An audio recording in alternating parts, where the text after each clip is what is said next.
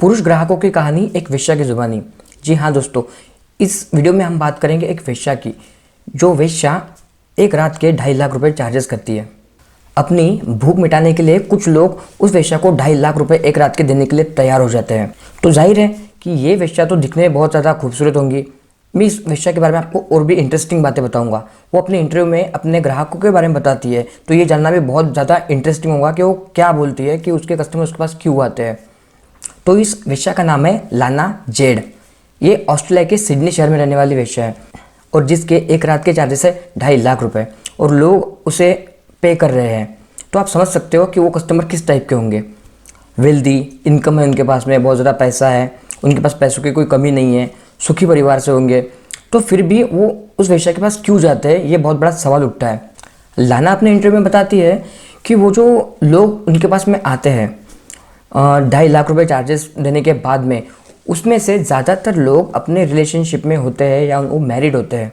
लाना बताती है कि उसके कस्टमर्स में बहुत सारे लोग ऐसे होते हैं जो उनके पार्टनर के साथ में बहुत ज़्यादा टाइम स्पेंड कर रहे होते हैं या उनका टाइम बहुत ज़्यादा स्पेंड हुआ होता है, लेकिन फिर भी वो उसके पास आते हैं। लाना कहती है कि बहुत सारे कस्टमर मैंने ऐसे देखे कि उन्हें उनके लाइफ में कोई प्रॉब्लम है भी और नहीं भी, क्योंकि वो लोग चाहते हैं कि एक अच्छी सुंदर महिला उनके पास बैठे और उनकी बातें सुने।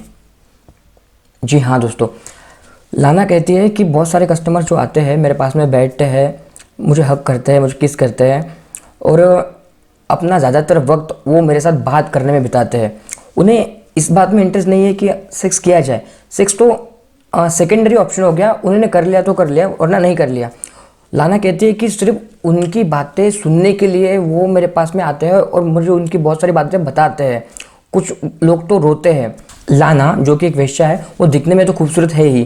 तकरीबन उसकी उम्र होगी 25 से 30 साल। अब कोई वेश्या अपनी उम्र तो बताती नहीं है। लाना कहती है कि वो जो कस्टमर्स उनके पास में आते हैं वो रात भर बैठते हैं और उनके मन के दुख दर्द मेरे साथ में शेयर करते हैं। शायद उनके लाइफ में कोई उनके पास सुनने वाला नहीं है। आप अगर ये बात सुनेंगे ना तो आपको बहुत ताज्जुब होगा कि इतने बड़े बिजनेसमैन, इतने बड़े लोग, इतने वेल्दी लोग, इतने हेल्दी लोग, जिनके पास इतना सारा पैसा है, उनके पास कोई सुनने वाला नहीं है। देखो, सुनने में 2 प्रकार होते हैं, एक सुनना और एक समझना। कुछ लोग सिर्फ सुनते हैं जो सुन के भी समझते नहीं है और कुछ लोग सुनकर समझ लेते हैं। तो इस टॉपिक में हमें समझ में आता है कि लोग 2.5 लाख रुपए देने के बाद में अपनी बात बताने के लिए वहाँ पर जाते हैं, ना कि सेक्स करने के लिए। यहाँ से हमें समझ में आता है कि ऐसा क्यों हो रहा है, क्योंकि हमारे सराउंडिंग में हमें सुनने वाला कोई बचा ही नहीं है। बहुत सारे लोगों को बहुत सारी बातें बतानी पड़ती है। हम अगर हमारे सराउंडिंग में भी देखें तो हमें बहुत सारी बातें किसी को बतानी है, आपको भी बहुत सारी बातें किसी को बतानी है। अगर आप देखोगे तो बहुत सारे लोग बहुत ही चिड़चिड़ करते हैं, इरिटेटिंग होते हैं, बात बात पे गुस्सा करते हैं। अगर आप ध्यान से देखोगे ना तो उन लोगों के अंदर बहुत कुछ भरा हुआ है जो उन्हें बताना है किसी को, लेकिन शायद उनके पास कोई सुनने वाला नहीं है। तो अगर आपको भी आपके लाइफ में बहुत से रिश्ते, बहुत सी जगहों पर अगर आपको रिलेशन आपको बेस्ट बनाने हैं ना, तो आपको सुनना आना पड़ेगा, सुनना सीखना पड़ेगा। सुनना मतलब सिर्फ सुनना नहीं होता, सुनना मतलब उसको एक समझना होता है कि सामने वाले को लगे कि सामने वाला जो कह रहा है वो आप समझ रहे हो। तो आपको सुनने की आदत डालनी पड़ेगी। सुनना अगर आपको सीखना है तो सबसे बेस्ट तरीका ये है कि अगर आपको आगे वाला कुछ बता रहा है तो आपको उसको रिक्रिएट करना है। रिक्रिएट का मतलब होता है कि सामने वाला अगर बता रहा है, आपको कुछ बात बता रहा है, तो आपको वही बात उसको समझ के उसको बतानी पड़ेगी कि हाँ भाई, मुझे तूने ये जो बोला है, ये जो तूने बोला है वो मुझे बात समझ में आ गई है।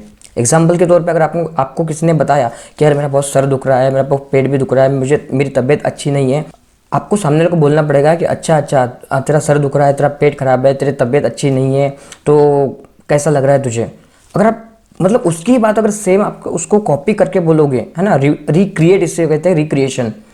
कम्युनिकेशन में सबसे इंपॉर्टेंट पॉइंट होता है रिक्रिएशन। सामने वाला आपको जो बोल रहा है आप उसे वही क्रिएट करके बताओ। इससे आपकी कम्युनिकेशन लेवल बहुत ज़्यादा बढ़ जाएगी और आपको सुनने का एक नया तरीका आ जाएगा।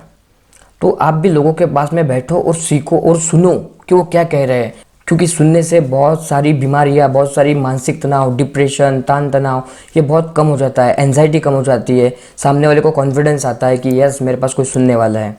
तो आप भी आज से ही सुनना शुरू करो। तो मुझे आज के इस वीडियो में यही बताना था। Thank you very much.